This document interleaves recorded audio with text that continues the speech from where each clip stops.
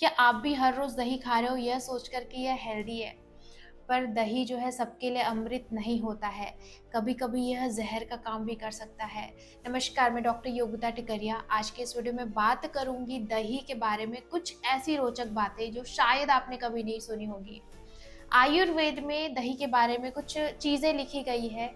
कहा गया है, दधि गुरुष्णम स्वादु विपाके अम्लम बलवर्धनम। गुरुवातहरम रुच्यम पित्तश्लेष्म उत्तेजकम। गुरु का मतलब होता है हैवी, पचने में यह भारी होती है, इसको पचाना आसान नहीं होता है। उष्ण मतलब दही की जो पोटेंसी होती है वह गर्म होती है, तासीर इसकी गर्म होती है। बहुत लोग ये मानते हैं कि दही ठंडी होती है, पर दही गर्म होती है। और यह बलवर्धक होती है, बल देने वाली होती है, यानी कि अगर आप दही खाते हो तो स्ट्रेंथ अच्छी रहेगी। और वही जो है दही खट्टा होता है तो यह आपके शरीर में एसिडिक एसिड को भी बढ़ा सकती है, अम्ल को बढ़ा सकती है। और वही एसिडिक नेचर की वजह से यह आपके शरीर में कफ को बढ़ा सकता है, स्किन डिसीज को बढ़ा सकता है, या फिर जोड़ों के दर्द को बढ़ा सकता है। अगर आप सही तरीके से दही को खाते हो ना तो यह दवा का काम करता है। तो कब खाना चाहिए बहुत इंपॉर्टेंट है। हमेशा दही को डे टाइम में खाना चाहिए, इसको दिन में ही लेना चाहिए, क्योंकि अगर आप इसको रात में या शाम में खाते हो तो यह पचेगा नहीं और आपकी बॉडी में गैस और अम्ल को भी बढ़ा सकता है। मौसम को देखना बहुत ज़रूरी है। अगर आप गर्मी के मौसम में दही ले रहे हो तो बिल्कुल उसको अवॉइड करो। आप इसको छाछ बना के लीजिए और इसको आप ठंड के दिनों में आसानी से ले सकते हो, क्योंकि तासीर में यह गर्म होती है।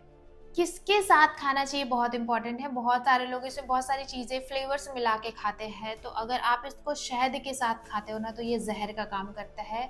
आयुर्वेद में विष कारक होता है अगर आप इसको शहद के साथ ले रहे हो तो। दही में आप हींग, काली मिर्च है, सोंठ है या मिश्री मिला के आप खा सकते हो। यह बहुत ही अच्छा इफ़ेक्ट देगा आपकी बॉडी में। इसको हमेशा आप मथ के लीजिए। बहुत सारे लोग डायरेक्ट ले लेते हैं, तो थोड़ा-सा अगर आप इसको मथ के लेते हो तो यह पचने में हल्की हो जाती है। और किन लोगों को बचना चाहिए ये बहुत इम्पोर्टेंट है। कुछ ऐसी बीमारी है जिनमें दही लेना बिल्कुल ही ज़्यादा नुकसानदेह होता है।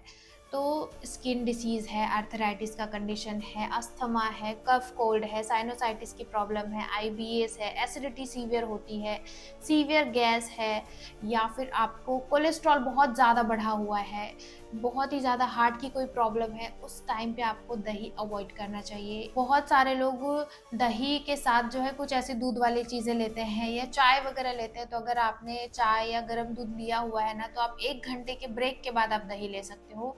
तुरंत बाद दही का सेवन नहीं करना चाहिए।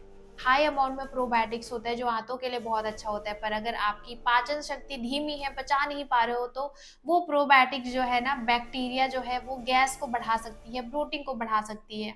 तो जो लोग दही नहीं ले सकते हैं तो क्या अल्टरनेटिव्स वो ले सकते हैं। अगर आप नारियल का दही बनाते हो तो बहुत अच्छा है। नारियल का भी दही बनता है, कोकोनट मिल्क का, तो आप वो ले सकते हो। आप दही की जगह लस्सी ले सकते हो। कर्ड के साथ कुछ स्पाइसेस मसाले डाल के वो लस्सी बनाते हैं जो पचने में आसान होती है।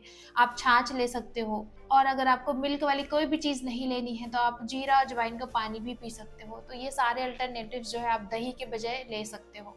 दही जो है प्रोटीन, कैल्शियम और विटामिन बी 12 का बहुत अच्छा सोर्स होता है, पर अगर आप इसको गलत तरीके से गलत टाइम पे खाते हो तो सोर्स से ज़्यादा आपको साइड इफ़ेक्ट्स होते हैं। तो इन चीज़ों का ध्यान रखना बहुत ज़रूरी है। तो आज के लिए केवल इतना ही। मैं मिलूँगी इसी तरह के वीडियोज़ के साथ, और मुझे कमेंट करके बताइए कि आप क्या लेते हो और दही को किसके साथ लेते हो। और मैंने दही और छाछ पे एक और वीडियो बनाया हुआ है, तो आप जाके ज़रूर देखिए कि किन लोगों को छाछ लेना चाहिए और किन लोगों को दही लेना चाहिए। नमस्कार।